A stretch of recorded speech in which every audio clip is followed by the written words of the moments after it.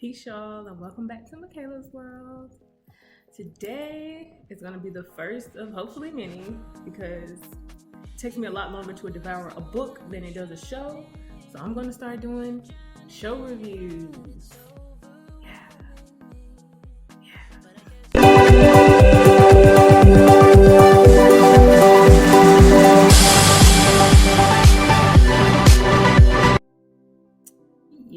So everything's set up. So what we're doing today is bada bing, bada boom.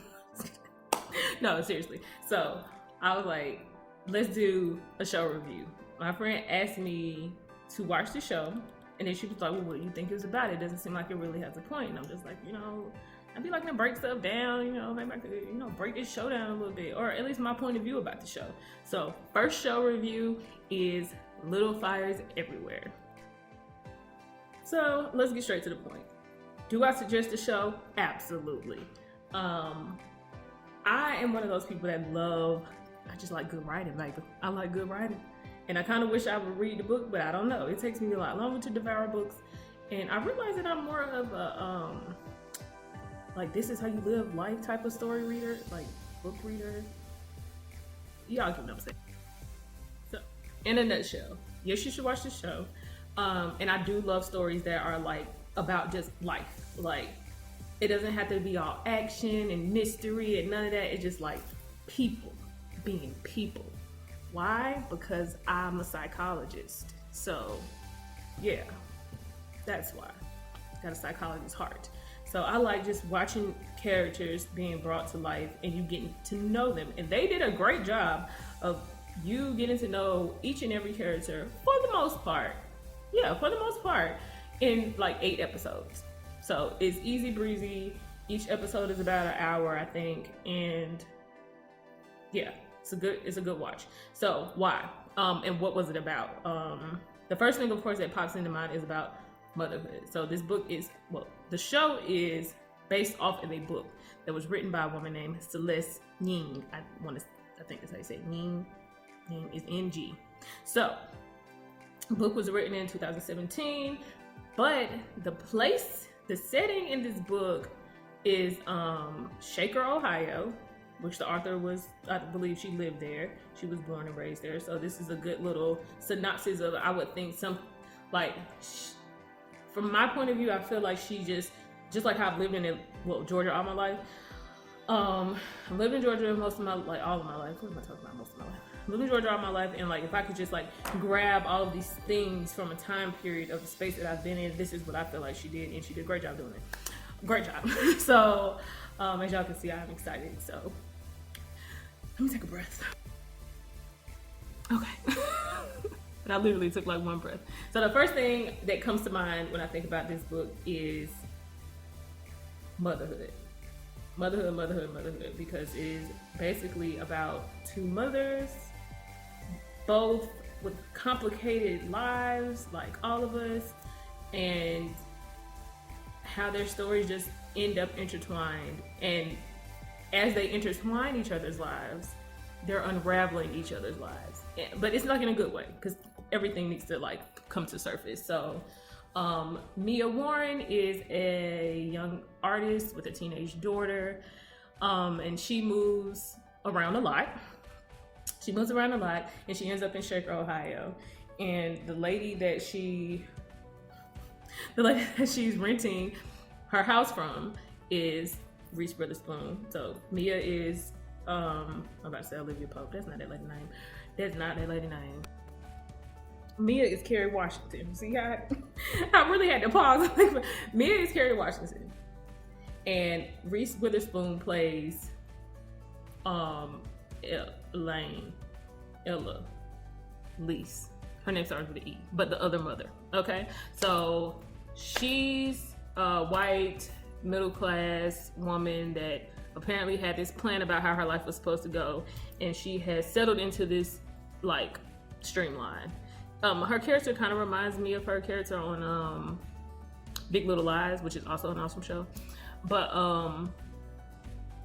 yeah, she's pretty anal about a lot of things, and she has this whole like perfection loom, and Her youngest child is apparently a child that she didn't want, and she's also the child that seems to have given her the most trouble. She doesn't quite fit into this picture that she's created for herself, and the life that apparently her husband has just like allowed her to like shape. Like, this is my story, and you can paint it in with, I guess, babies and money, because he doesn't seem to have much of a say so. So back to Mia, which is Olivia Pope. I am such a dick. Her name is not Olivia Pope. I should have just wrote it down. Her name is Carrie. Okay, Kerry Washington. Okay. Damn, that's annoying. Like, I would hate to be an actress and people just like, how I used to do Lynn Whitfield is like, I don't care what she played. She was thin line between love and hate, and it's like, you are always crazy in my mind. And like, when you get like put into like character typed or typecast like that, it's annoying. And I'm just one of the people that's perpetuating that shit right now. So I'm sorry, Kerry Washington. I stand by you in everything that you do, because you are not your character. You are many, many characters because you're an actress.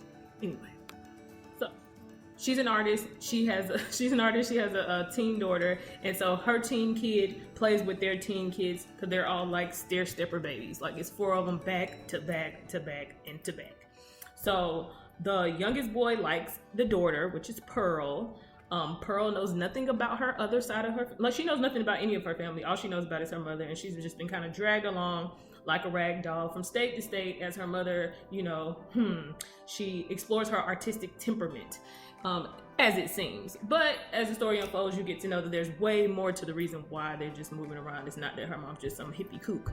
And yeah, the whole time Reese is over here, you know, just being a stickler mom, like sticking her finger in business that doesn't matter, and just like creating some pretty effed up kids, because the little one knows she's not wanted.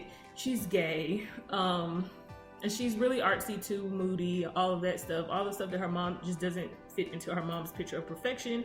The oldest daughter, she seems like she's hook, line, and sinker, trying to do exactly what mom wants, and she's killing herself in the process. And she becomes like a little nasty liar in the process of all of that, because you have to lie to be that perfect. Like, you just have to. It's a part of like the program, because no one's perfect. I know that firsthand. Right. So, the next, I want to say the second oldest is, yeah, he's like the jock. You know, it's not much to him. He's handsome, and he plays sports, and he's cool, and he doesn't really have to try hard. Then you have Moody, which is the brother that takes interest in Pearl, and then the little one, which is Izzy. So as the show starts off, you think that Izzy starts the fire, because this is how it starts off, with fire in the house. That's why it's called Little Fires Everywhere. But you see that as a metaphor, actually. It is a metaphor for all the little messes that are in all of these people's lives throughout the show. I'm not going to spoil the whole thing for you. I'm just letting you know the key thing. So now that I've kind of set some of the setting for you, the point is, like, what do I think this show is about, and why is it necessary? So the show is about, it is a period piece. It is the late 90s, 97, 98. I would have been 7 and 8 years old. I totally relate to some of this stuff, even though these kids are teenagers. I was alive and vibrant and taking in my surroundings at that time as well. So definitely can relate to like the things they're watching on TV, some of the clothes, Spice Girls, all that good stuff. And just to kind of see how messy race was like definitely one of the top things. Like, I love a good mother story, because it kind of shows how the children end up. Like, it's definitely a telltale like correlation as to like, your kids are this way because look at how you act, and look at that act, and that kind of thing. But even deeper than that was the time period that they're in, and it's like Reese Witherspoon is always like bringing up the fact that her mom walked with Dr. King, and that she her mom sat on the board to like integrate the town, and you know, all of these things that like I don't think that any white person with the internet connection might do today. So come to find out, the oldest daughter, Miss Perfection, homecoming queen and all that, her little boyfriend, he is like the star jock. Like, her brother pretty popular, but he seems like he's the more popular one, and he's black. So there's a lot of interesting nuances in their relationship, and yeah, some real dirt comes out of that as well. So I like that it touched on this small town race issue, where Reese's character thinks that she's being nice and progressive, but she really isn't, like like at all. And so then you get a good dose of classism outside of like the basic stuff between Mia, which is Kerry Washington, and Reese. We're just gonna call them Carrie and Reese. Between Carrie and Reese, because of how Reese views Carrie as this artist black mother. Like, she wants to help her, and it seems like it's all like fun and giggles and womanhood and stuff, but it really isn't. Like, you as a viewer, you would know that, and I'm pretty sure reading the book you would know it even more. So secrets, lies, this false idea of perfection, and then the biggest, deepest classism issue is when you look at the character of, dang, what is her name? Hold on one second. Her name is BB. So, Celeste Ying, the writer of this book, is also of some type of Asiatic heritage. I haven't done much research on her, but like, this Chinese woman played in the story, BB, works with Kerry Washington's character at a they call it Chinese food restaurant. And I mean, they don't really know each other like that, but some kind of way Carrie kind of, figures out that there's some strife in her life, and she ends up telling her, well, I had this child and I need to find my child.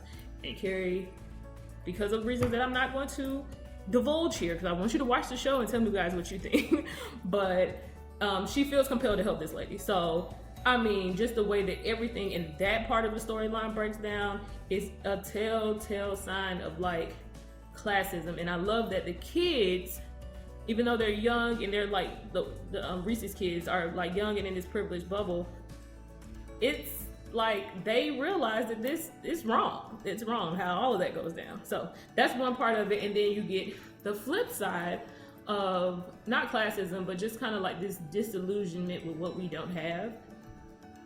And the idea of like not being stable as a kid is not fun. And that's Kerry Washington's character, the daughter's name is Pearl in the book, so in the story. So, I mean, she seems like she's all right in the beginning, but she's really not all right. I don't think she's ever been all right. And she's in seeing the life of Reese's family and kind of how she's so structured and organized versus her mother's artistic temperament, which I got from Mad Men, which is another great show you guys should watch. I feel like she starts to long for all of these like foundational things that she realizes that she hasn't had. I feel like she's always longed for them. The character seems that way, but she's really able to vocalize that now. And she wants to know who the fuck her daddy is. Like, she wants to know who her father is. She wants to know where she comes from. She wants to know why they're always moving around. And she'll find all of that out. She will. So, what else we got on here? Sexuality. Like I said, the youngest daughter is queer. And so is Mia to a certain extent. I think she's bisexual, which, cool beans, for us highlighting the fact that that has never been a taboo thing, no matter what time in history. Well, it's taboo on a societal level, but it's not taboo apparently in nature, because people are inclined to have sex and emotional attachments with whomever at any period of time. So that's all I'm gonna say about that. So the last thing is just thinking about what it means to have choices as a woman. So I think these kids were born 80s, like 70s or something, for them to be teenagers in the late 90s, 80s maybe. So yeah, so Reese's character had to decide, whether she was going to have a career or be a mother times 4. She was already a mother times 3, and she kind of holds that grudge against the baby for life, on top of the fact that the baby's just different anyway. And also the idea of having a choice to give life or to take life or to bring life or to terminate life.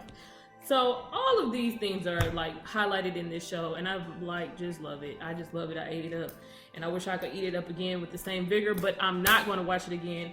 I'm just going to tell you all to watch it and let's have a conversation about it. So I'm going to leave you with this, because all of the little fires seem to have to do with all of these little unturned rocks and all of this trash that's swept under rugs and all these secrets that haven't been told in both major characters' lives. What are the little fires in your life? And how can we extinguish them before your whole damn house is on fire? So anyway, that's my review. Peace. Tell me what y'all think in the comment section. Like, share, subscribe. And until next time,